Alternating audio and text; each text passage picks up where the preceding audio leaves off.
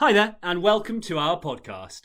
That was an incredible rendition of our favourite song, Angels, by Robbie Williams, on the best instrument of all time, the kazoo! This is our very special Christmas special of Ffion and Rory's Opulent Eatery of Mystique and Wonder. Sponsored by Dettol. And today our special guest for this Christmas special is my special co-host, Rory McPherson. Wow. I've heard he's quite a guy. The live audience love him.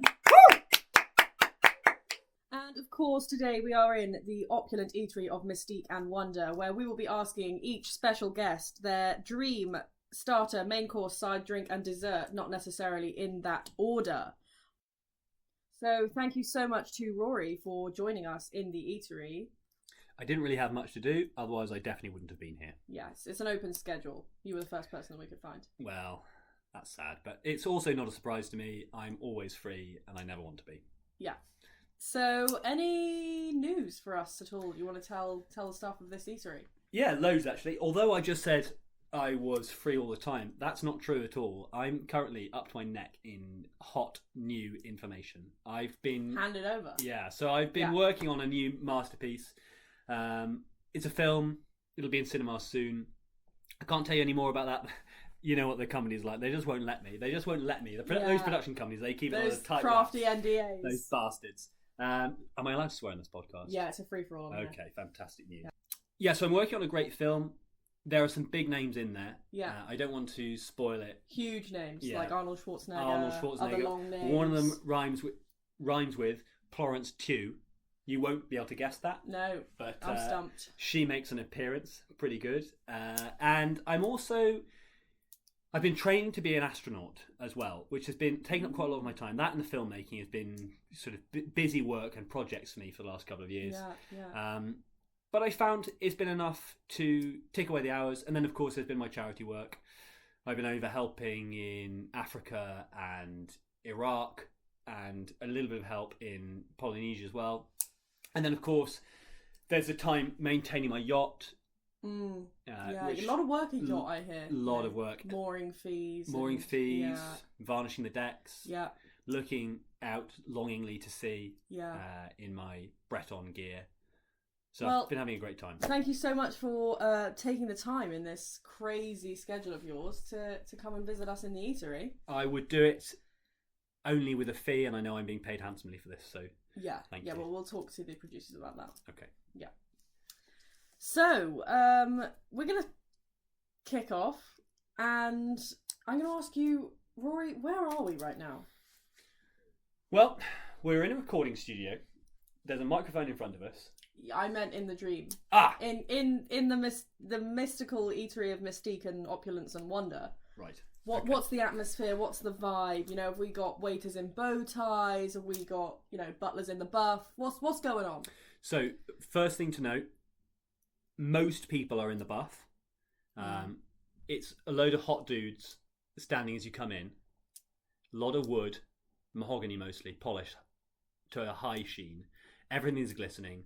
The boys are done in baby oil, oiled up, and they are loving it. They can't stand too close to the hobs. No, covered in oil. They are covered in oil. They can't stand too close to the mahogany because they'll slip. Yeah, and they will just go down. But also, they've been paid huge quantities to compliment me. So your dream restaurant is a huge health and safety hazard. Massive. It's an enormous problem. Yeah. But I think because of this is a mystical and wondrous place, I felt that we could get away with it here because I don't think there's going to be any health and safety officers coming to check on this one. Well, no, in the Dream Restaurant there is no HR, no. There's no health and safety, so you can do whatever you like. Yeah, and I've always said health and safety legislation is the bane of Britain. It wasn't like this in the old days. I've always said that. Yeah, I completely agree. So, coming in, glass front doors, so you can see the boys from outside, right. Mahogany entrance hallway, they're paying me loads of compliments, they're all hot stuff, and one of the guys takes me, he grabs my arm, maybe a hand on the bum as he steers me towards my table, and I'm sitting on my own. It's a beautiful big round table, not too big actually, maybe I think the size of a large Christmas tree. If you imagine you've got a Christmas tree, the base of a large Christmas tree, if you look from the top, I've never had anyone A measure large Christmas things tree. in Christmas trees. well, I like to measure things only in Christmas Yeah, trees. yeah. That's my primary measuring system. You tend to measure things that you've seen in your peripheral vision. Yeah, I only measure things from peripherals Yeah, yeah. and from top-down bird's-eye views of cylindrical Yeah, objects. as the crow flies. Yeah, as the crow flies. It's not even yeah. cylindrical, is it? It's actually a conical? It's conical. Yeah. So I tend to measure things only in cones as birds see them. And Well, it's a system. It's a system. It hasn't worked well in the renovations I've done on my yacht. So I'm going in, I've got my Christmas tree table, and the boys... Is it Christmas? It's not Christmas. Right, no, okay, no. that was just a unit of... Yeah, that's a unit of measurement, Yeah. of course. Yeah. It's nothing to do with Christmas at Right. all. In fact, actually, probably, good question. Time of year, I'm thinking Give me a late month. May, early June. Why that? So May 28th on to June 3rd, I think, somewhere in there. Now, I think that's because it's a time of year where you tend to get really nice, warm weather, but it's not hot. It's not too hot. It's not too hot yet. Yeah. And I think that's my favourite time of year to be around. I might be there. I'd probably tell you what I'd be wearing. I'd be wearing some linen trousers, maybe some lovely loafers. I'd have on an open-ish necked shirt, maybe Cuban collared, green possibly. I can see you've put a lot of thought into this. Yeah, it's mostly my outfit as what I thought about for this, Yeah. to be honest. Now, the loafers would be nicely patinaed, but not old. They wouldn't seem old, but they Right. would look like I'd worn them a few times. Right. Not want- fresh from your mum's shopping bags. No. I'd want everybody who saw me there to think, do you know what? That's a man who wears loafers semi-regularly. This is a guy who's getting out in the loafers. He's on his yacht. He's wearing loafers Yeah. all the time. Yeah. It's very important to me that everyone knows I've got a yacht, you see. Mm-hmm. So I'm sitting at my table, and then as soon as I sit down, all I can see is a beach scene, but there are no people. Not a person in sight. Just me, looking out at the beach, having a lovely time. The sun's pouring down, but it's not too hot. Right. Thank you for that. So that's the ambience of my restaurant. Fantastic. I'm not sure if we captured the ambience, but we certainly captured something. We certainly captured the details. I was heavy on detail Yeah, there. we were knee-deep in details. Knee-deep in details. And that's what I've got so far for you. I will say I'm not sure that this sounds like a place that I'd want to eatery at. No, but that's why it's my wondrous It's your dream. dream of mystery Absolutely. and joy. So you've got an oiled up lad in the buff. He's walked over to your table and he's asking you now, Rory, still or sparkling? It's a great question. I'd like to have both. Both. I would like to have one large carafe of not quite ice temperature still water. No ice in it. It will just be ice temperature. We've got lemons or limes, only one, not both. And then on the other side, we've got one of those really pretty glass bottles, sparkling water. And they wouldn't pour it into my glass for me. I don't like when people pour drinks into my glass for me. I'd like them to just leave it on the table so I can open it and I can pour it myself. Right. People don't have the correct pouring technique? Or It's not so much Is that. it a strange feeling you get where people are waiting on you and you feel kind of awkward? It makes me feel awkward, but also I quite like to be left to do those sorts of things in private on my own. There's something that makes you feel like a strong sense of shame. Yeah, there's something shameful about having so many fluids at the start of a meal. Yeah. One thing you're going to realise as we go through this is my dinner is going to be mostly about how many fluids I can get in me. Okay, right. So we've got your large carafe of not iced water, lemon and limes. You've got your glass bottle of sparkling water not being poured for you. No, it wouldn't be poured, never. No, you're pouring it yourself. Poppadoms or bread?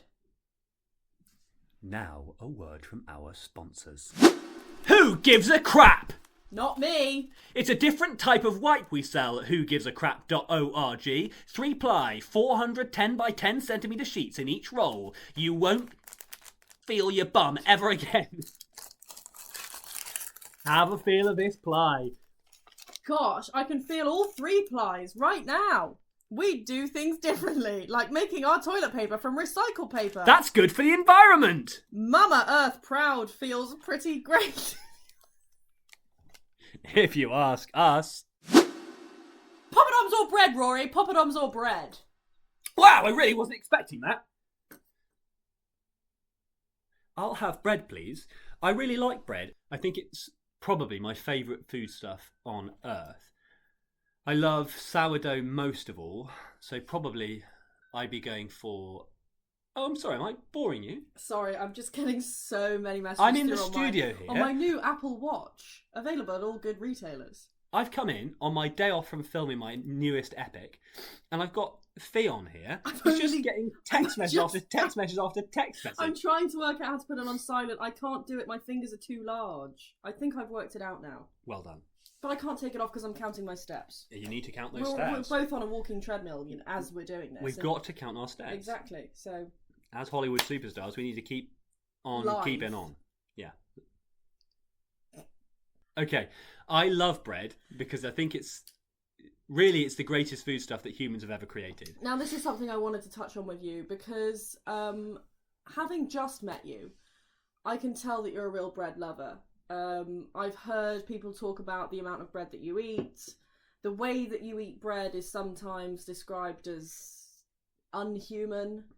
You know, sometimes it's not even with butter. It's just dry. All true. And is there anything you'd like to talk about that? A reason that you think that's happened to you? Yeah, I think if we go back to my childhood, I always think I got this love of bread from watching my dad eat bread. He has a very simple diet that he likes to enjoy.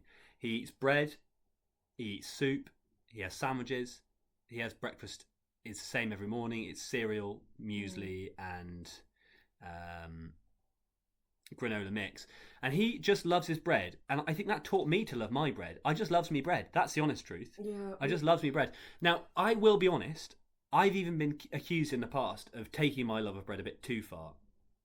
And Well, we don't want to hear about that on the podcast. I don't want to talk about it. No. But I have been accused of being a bread Nazi.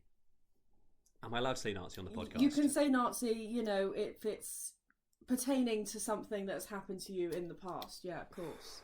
Well, it was one of the toughest experiences of my life. I was on holiday with two bitches who I don't really care about. And they forced me to take them to Paris at gunpoint. You won't believe it. Wow. At gunpoint. They held me up at gunpoint and said, take me to Birmingham. Was that kind of all the way through the airport terminal? All the way through. Do you know, honestly, it didn't get stopped? Didn't get stopped at all. They started holding me at gunpoint 2 months beforehand when we booked the tickets. That's a long time to be at gunpoint. Well, I was shattered. Sore arms. Well, you're thinking about them. Yeah, think about me. Well, I'm just thinking they must have really wanted to go to Paris if they're willing to hold, quite a heavy pistol up. Well, they were water pistols, but I was still scared. Yeah. I have a fear of water. So, except for when it comes in a nice glass bottle. If it's in a carafe and a bottle, yeah. I'm loving that bottle. Yeah. But I'm going to France with these two cowheads, and we buy a baguette on day one because, of course, we're in Paris. And when in Rome, you do as the Portuguese do. I've got my baguette. I've popped it in the bag, the satchel. I'm thinking we'll probably want to keep this baguette all day, ration it out. As famously, when walking through Paris, you just can't find baguette anywhere.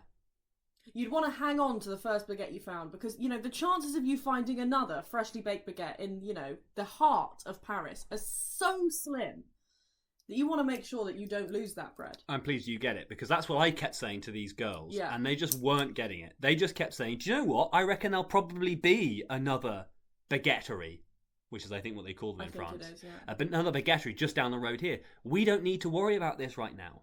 But the trip went on.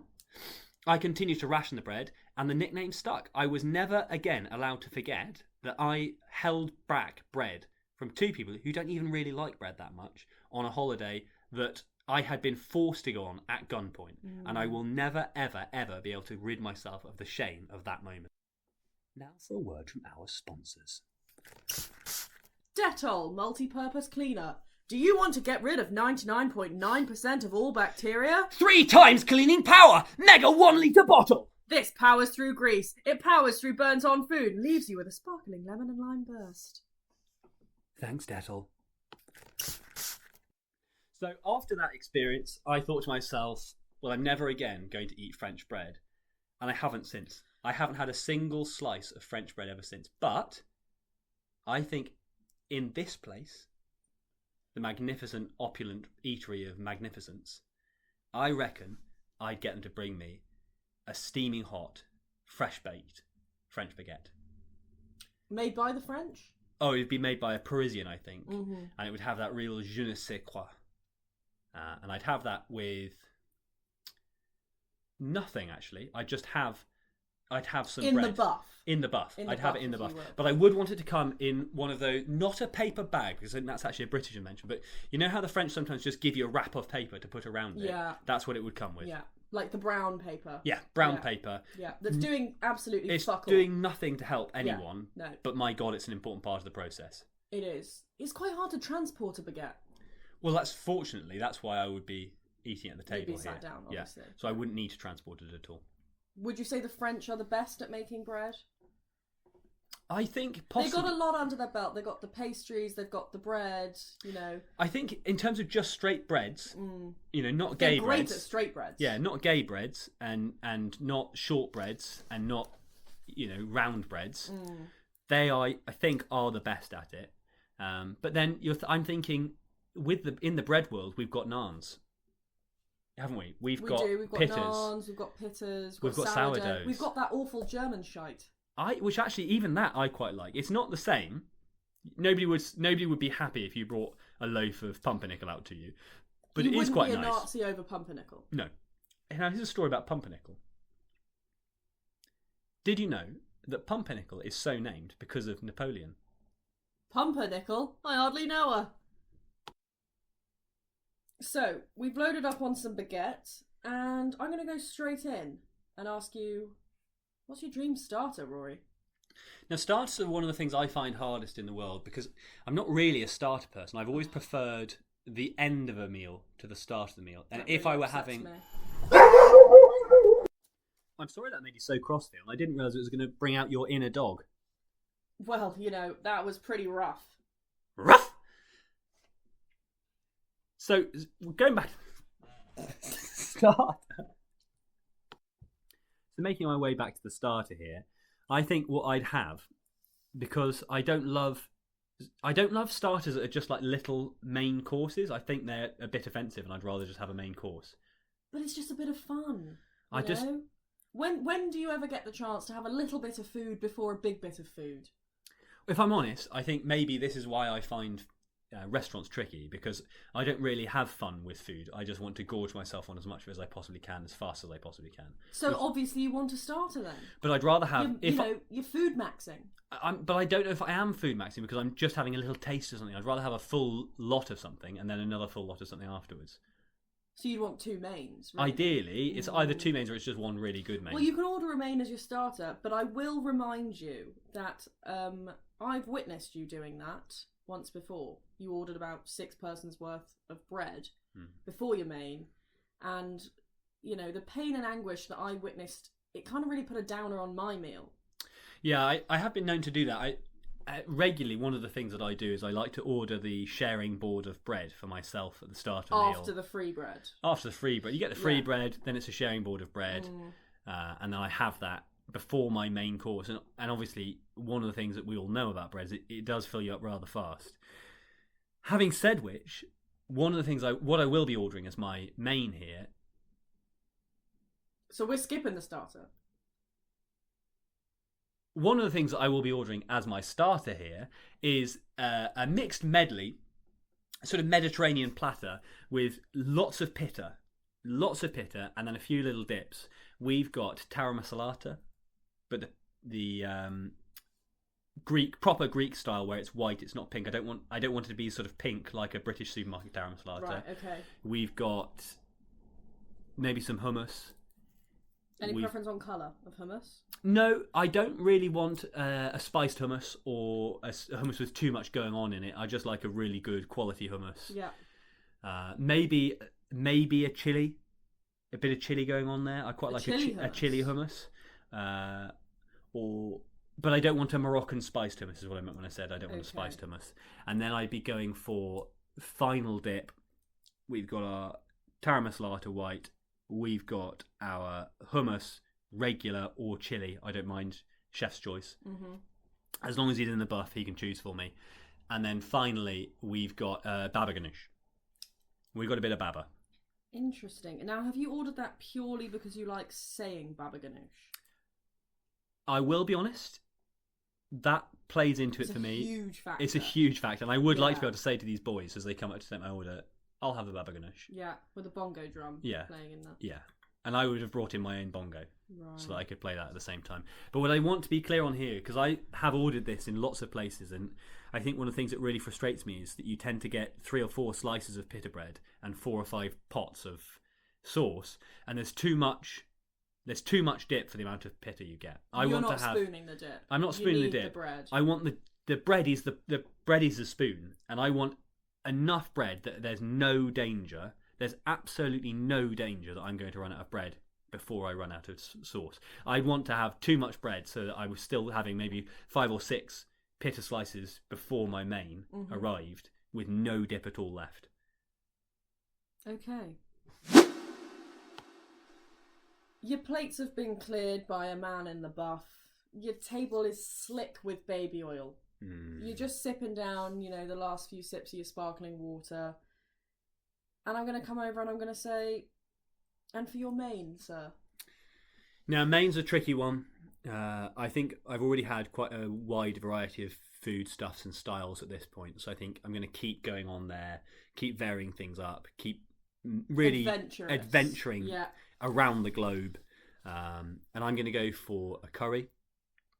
It's going to be a paneer curry. Well, that's from England. So. Well, quite.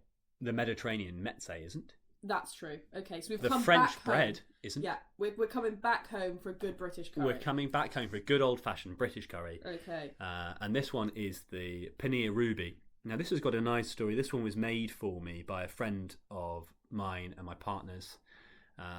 One birthday, they brought round for me a pseudo takeaway that they made themselves. Absolutely delicious meal. Fake away, I believe the kids are called. Fake away. I love that for you. Yeah. Yes, that's really nice. So that's a bit of Gen Z talk, is it? Yeah. Fantastic. Actually, I don't think it is. I think it's much older and much less cool.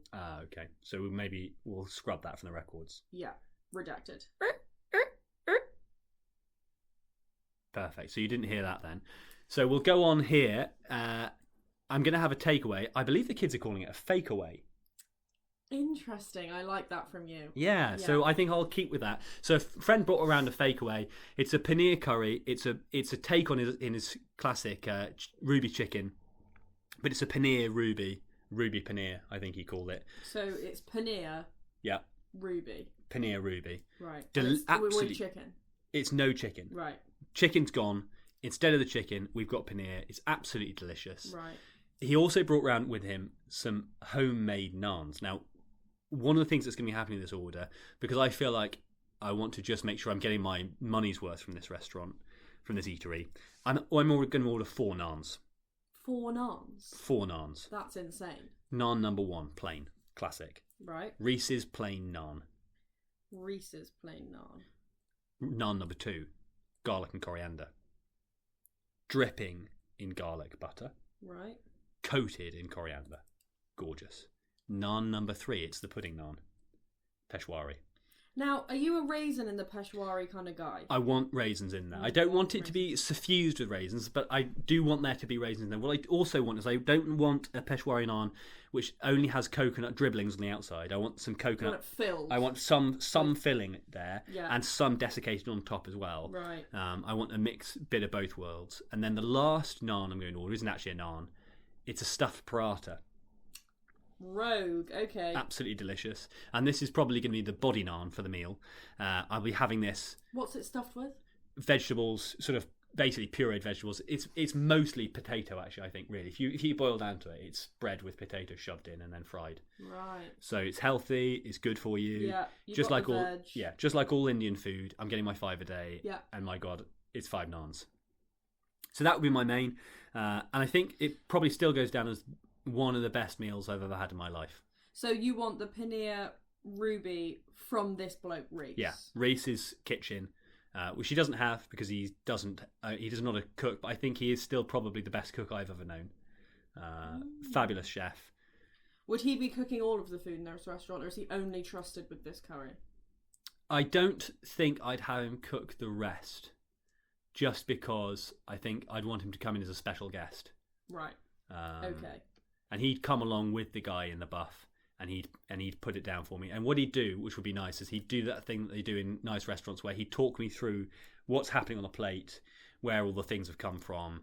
He'd maybe tell me the story, and he'd ham it up a bit. You're shoving it in your gobble. I'm absolutely chowing it down. Double hands. Paratha's done. Yeah. Garlic and coriander's done before he's finished his first sentence. Yeah. By the end of the first paragraph, the Peshwari's down, and we've just got plain left, and we're probably going to have to do plain and the ruby paneer. At this point, I might have to send one of the buff boys back to the kitchen to ask for a couple of chapatis just to mop up the rest of the paneer gravy, because I think that's quite an important part of the curry experience for me. Is this a spicy curry? It's mild to medium spice, I would say. It's not a hot curry, but It'll blow your head off vindaloo. It's not a vindaloo, but it's not a sweet curry. Okay. It's tomato based. We're having a great time. There are normally pomegranates in there, which I think is what gives it the ruby. Yeah. And it's a really special taste experience, actually. So you get some sweetness from the pomegranate. There's some spice. It's quite a complex spice. It's a really delicious thing. If you ever can have a ruby chicken, I would have it. So it's very nice. And are you having rice? No rice. No rice. Just breads. Just breads. Yeah. Interesting. Yeah. So probably going to end up with 6 or so breads. Yeah. And a ruby paneer. Yeah. And that's my main. Lovely stuff. So you've told me that you want a ruby paneer. You've got your chapatis, your parathas, your naans. Now, you don't have to, but would you like to order a side? I'll be having a side, yeah. I think what it'll be is a garlic bread. And not just a sort of supermarket bought garlic bread, which is a baguette sliced up. It's going to be one of those flatbreads. It looks a little like a pizza. I'm thinking maybe one that I had in Rome. Really delicious. Large, very flat. Very crispy. So in terms of Christmas trees here, we're thinking, what are we thinking? We're thinking probably the circumference of a 3-foot Christmas tree. That's very large. It's very large, but we're really enjoying it, and we're slicing it up. But it's very, very thin. It's probably not much thicker than 4 or 5 slices of paper on top of each other. So it's very crispy then. Very the edge crispy. is very crispy. Very You're crispy. having to use a pizza slicer. Yes, absolutely Okay. right. We've got obviously chopped garlic on the top. We've got oil, and I'm going to be salting and peppering it as well as I go. But that's perfect for me. Do you feel that's perhaps encroaching on the job of the garlic and coriander naan? No, I think one of the things that people don't understand about the difference between a flatbread pizza and a naan is that naan's actually quite doughy, aren't they? It's very soft. We're loving the softness. We're enjoying the pillowy quality. Whereas with a pizza slice, I want the crisp. I want some crunch. I want some cringe. I want some crunches. The 3 C's. Crunch, crunch, crunch. Absolutely right. Now, to wash this all down, you can drink whatever you like. What is your dream drink, Rory? I know you're not an alcohol drinker. So what are we going for here? It's not going to be alcohol. Firstly, I noticed earlier that you mentioned that the sparkling water was empty after the side, or maybe it was a starter. That wouldn't be happening. I'd be sending the boys back to get me more and more and more bottles. I'd be thinking at this point probably 3 or 4 bottles down. I've had to go to the toilet quite a lot. Hydrated. I'm hyper-hydrated. You can see you've got a glow. Yeah, I'm glowing, but also I'm antsy. I'm constantly crossing my legs. I'm fidgeting a lot. It's not become a comfortable experience for me, but it is the experience that I want. Right. I'm thinking we're in The Sims. I've crossed my legs. You're shouting up to God. I'm shouting up to God. I'm waving at the player to let me, for God's sake, let me go to the toilet. Jesus Christ, let me go to the toilet. And fortunately, in this restaurant, they have got a rather nice bathroom, and I'm going there frequently. At this Does it point. have one of those men in that going to spray you with? Yes. Yeah. Yeah, it's got a spray man, and he's. Do you ever give them money? No, never given them money in my life. They can't be making a lot of money in there. I don't think they make any money at all, do they? But I think that's part of the joy of it, is that you get to feel superior to someone as you walk out. See, I'm not Oh, you feel superior to the toilet man? Absolutely right. He has to stand in a toilet. He has to stand in a toilet for hours and hours. You know, you must get home and the stench that has gone into his clothes. Yeah. He must see some awful things. He must see some horrible things. It's the ones in nightclubs. I can just never get my head around why on earth anyone would ever choose to do that. There's no reason. No. And do you know what else freaks me out? Is those people, well, I don't know what it's like in the men's toilets, but in the ladies' toilets, those women are always handing out sweets. Yeah, I think it's... that have been sat in a basket in the toilet fermenting for probably days. It's a bleak thought, isn't it? What's been going on with those sweets? And I won't lie to you, you know, there's been a couple of times I've taken a chupa chup off one of those. You've got to take a couple. You've got to take a couple, haven't you? Only if they've got the strawberry one, though. Yeah, and they're sort of... They have that odd quality, don't they, where you can tell as soon as you put it in your mouth. Something's wrong with this. Because they've gone soft. They're not hard Soft, anymore. yeah. And when you have a hard-boiled sweet that's soft, you're in trouble. Yeah. You're in real trouble. Yeah. So I've walked in past that bloke. I've walked past him now probably 7 or 8 times. Not a penny gone his way. You're not on first name terms. Not on first name terms. He's not helping you do your fly back up. I'd let him do that if he wants to. Yeah. He spritzed me down a lot of times. No spray, no lay. He spritzed me up a lot of times. Yeah. And my God, he's looking good as well. He's in the buff too. Yeah. He's slipping and sliding all over the floor sometimes, to be honest. There's got so a lot much of oil around. Yeah. Because he's not just a bit in the buff. He's got a thong on, but it's barely there. One of those kind of mankini style. Yeah, mankini-ish. Yeah. Mankini adjacent, certainly. Yeah. So you've gone to the toilet, you've come back, and I'm standing here at your table and I'm saying, sir, what would you like to drink? Well, this is the easiest question I've had all night. My favourite drink that I've ever had in my whole life is a mocktail called the Zen Garden. It's, I think, the only perfect taste I've ever experienced. It's a green concoction. It's definitely got some aloe vera in there. It's definitely got some sort of English summer fruit. We're talking maybe a pear, an apple, something in that area. Okay, yeah. It's lightly sparkled, but not heavily sparkled. It's very floral. It's very delicious. It makes you feel like you've just meditated for 7 or 8 years and you've become a whole new person. And while I've got my carafe of still, I've got my bottle or endless bottles of sparkling. What I'd want a tap of Zen Garden that runs straight to my table every time. Right. But the only problem with that is the best bit about the Zen Garden is how beautiful it looks when it arrives at the table. As with all cocktails, it's done up quite nicely. It's dressed beautifully. A garnish. And I'd want to have one of the boys standing there, so when I pump it in, he can garnish it for me. Yeah. He's holding it as you sip through a little straw. Absolutely right. And there's another guy fanning with a palm leaf on the other side. And where was it that you had this mocktail? This mocktail was at a Chinese restaurant in Cheltenham town centre. I don't live in Cheltenham, but it's just an interesting little place that I've been to a few times. Most of the people there are pretty boring. Try and reconnect with the real world. Yeah. Well, when you're on the yacht as often as I am. Have I mentioned I've got a yacht? You did a couple of times, but I had forgotten. Yeah, so it's a big boy, this yacht, 42 foot. How many Christmas trees is that? So we're thinking Christmas trees. We're thinking probably, 7 or 8 Christmas trees long, 4 or 5 Christmas trees wide. Okay. Yeah. In terms of Christmas tree depth, probably 1.5 Christmas trees standing on end. And we're thinking here 7-8 footers. It's not quite I'm visualising it. Yeah, it's not quite 2-tier, but it's pretty close to 2-tier. It's a beauty. Well, ring me when you've got 2 tiers. Yeah, I will do. I've got 2 tears going down my face now after that. Yeah, I can see them. So we've got a Zen Garden from this pokey little town. Yeah, I can't remember the name of the restaurant. Yeah. You know, small fry for me, but this drink was really delicious. So it'd be loads of Zens. We're gardening up. We're having a great old time. Now, a word from our sponsor. Coming this Christmas, not what you expect. It's Charles Dickens' Great Expectations. A man turns up to his wedding and finds out that his bride is dead. Well, that's not what he was expecting. Dead? Oh no! Coming out this Christmas. Don't miss it, you'll be a loser.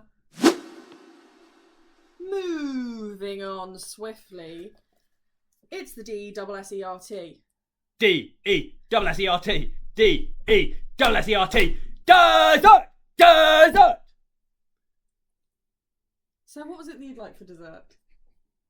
I hear you're a big pudding guy. I love my puds. I love me puds. I've heard you say that. And I think, so for my pud, I think one of the things that I was thinking about, I had some options here because this is, again, a little bit like the main and the starter. It's a complex issue for different reason. Because here I've got too many choices. Whereas with the drink, it was one choice. I knew what I was having. There was never a second doubt in my mind. Here I've got a few choices because one of my favourite puddings of all time is a homemade banoffee pie made by my mummy, who makes a delicious banoffee pie. But I think I'm not going to go with that. I've had it before. It's a fantastic treat for me. I'm thinking about one other really special treat that I've had before. I know I said earlier it's May and it's June, but another thing that I really love is the panettone.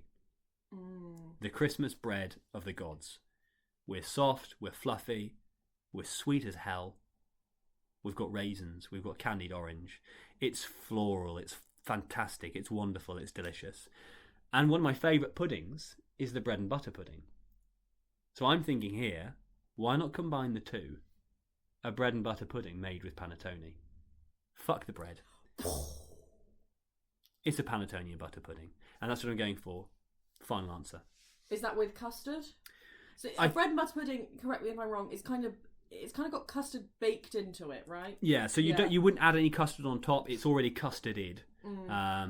I don't really know how it works. I've never made a bread and butter pudding. I kind of prefer not knowing. I much prefer not knowing. It's one of those things, it's like, how did we get to the moon? It's like the sausage. Yeah, how the hell are we making that? If I find anything more about it, I'm never going to have another one in my life. I don't want to. I don't want to know anything more at all about the bread and butter pudding, but I do want to have as much of it as I can shoved straight into my gob. And I couldn't agree more. You've enjoyed a delicious meal. I've brought you the bill. One of those little silver dishes. Okay. Got a couple of peppermints there, to freshen you up. Yeah. Have we got a hot towel? I can get you a hot towel, but we're not on an aeroplane. I still want a hot towel. What are you doing with the hot towel? Just enjoying it. Okay. But also, actually, I think it would be useful after the naan course, possibly. A moist towelette? A moist towelette, a hot towel, some form of towelage for my hands. Okay. Hand cream? I won't be paying unless they've had a towel. Okay, right, so I'm bringing you a towel. I've handed you the card machine. Yep. I've done my end. Okay. I've turned my back in that kind of, really over dramatic way that waiters do, just to make sure that I'm not looking at your pin. Whatever you do, don't look at my pin. Yeah, and my question is running through my head. All I can think about is this guy leaving me a tip? Well, I'll tell you what it is. I'm leaving a monster tip. But it's not on the card machine. I'll be walking around after the meal, and in every one of those hot buff boys' pants, I'll be leaving a crisp 50 quid note. Oh, already? Yeah. Now, what you already know, of course, I've got a yacht. It's a big one. Right. It's a monster yacht. Yeah. The big boy. I'm obviously pretty loaded. I've got a massive yacht. Yeah. I've got cash for days. There's no problem with my cash flow, shall we say. Cash is king. I'm liquid like a sink. Yeah. You're like that Scrooge McDuck when he's kind of swimming through all the golden coins. Yeah, which I think physically is actually impossible. It's pretty tough. I think he would just smash into it and die, wouldn't he? But yeah. I would, if you could imagine that I could swim through golden coins, I'm already swimming. I've got my knickers on and I'm swimming through. Yeah. So you're leaving a crisp 50 in between the bum cheeks of each of the waiters. Each waiter gets their own 50. What about the chef? Is he getting anything? Chef's getting 2 50s, one for each nipple. Right. And it's going to lick and stick. Yeah, lick and stick. Lick and well, he's quite sweaty, isn't he? Yeah, he's been in the kitchen for bloody hours. Right, so I'm just going to run you through what we've got here.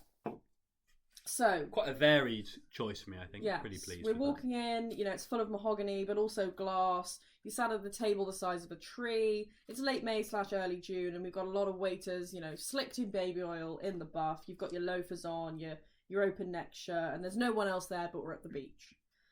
You're starting off with a large carafe of not quite ice temperature water with lemons and limes. That's still. You've got a glass bottle of sparkling water being poured by you, for you. Touched by no one else. Because of the shame. Yeah. We then move on. We've got a baguette, a whole baguette with nothing on the side in a sleeve of brown paper. You've moved on to a mixed Mediterranean medley, I believe you call it. We've got lots of pitta. We're at no risk of running out of pitta. You've got a white taramasalata, a hummus, chef's choice, and some baba ganoush, mainly because you just like saying it. We then move on to a good British curry. We've got the paneer ruby. We've got 4 naans. We've got a garlic and coriander. We've got a peshwari with raisins and a stuffed paratha made by Reese. Also 2 chapatis for mopping. Mops. We move on to the mocktail from some shit restaurant in some town that no one's heard of called the Zen Garden. We've moved on then to a panettone bread and butter pudding, no extra custard required, and you're leaving a crisp 50 in the bum cheeks of all the waiters and a lick and stick 250s for the chef. Yeah.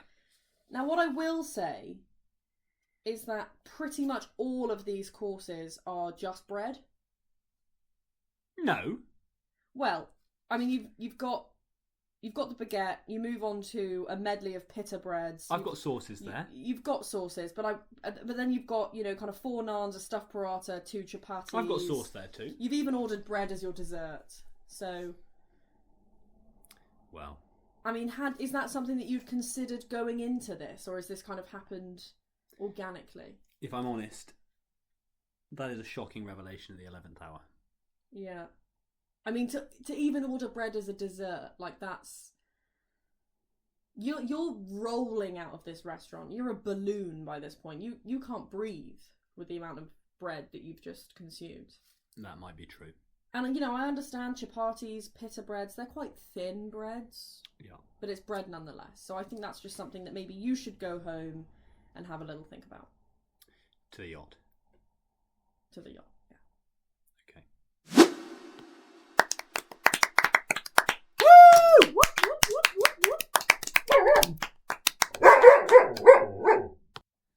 Who brought that dog?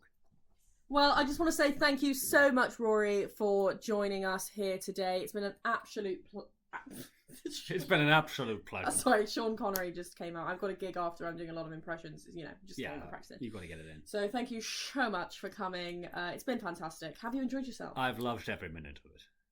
That was kind of less Sean Connery, more...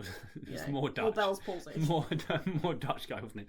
I've loved every minute of it. Yeah, absolutely perfect. So, thanks so much. Good luck with the upcoming film that you're not allowed to talk about. Big flick coming up. Huge film. Yeah, and then obviously astronaut work. And you didn't mention my charity work. Yeah, the charity work. Obviously, good luck with that too. Yeah. Yeah. Thank you. Thank you You're so not doing much as for much charity work as I'm doing. This felt like charity work to me. Rory and Ffion's Opulent Eatery of Mystique and Wonder.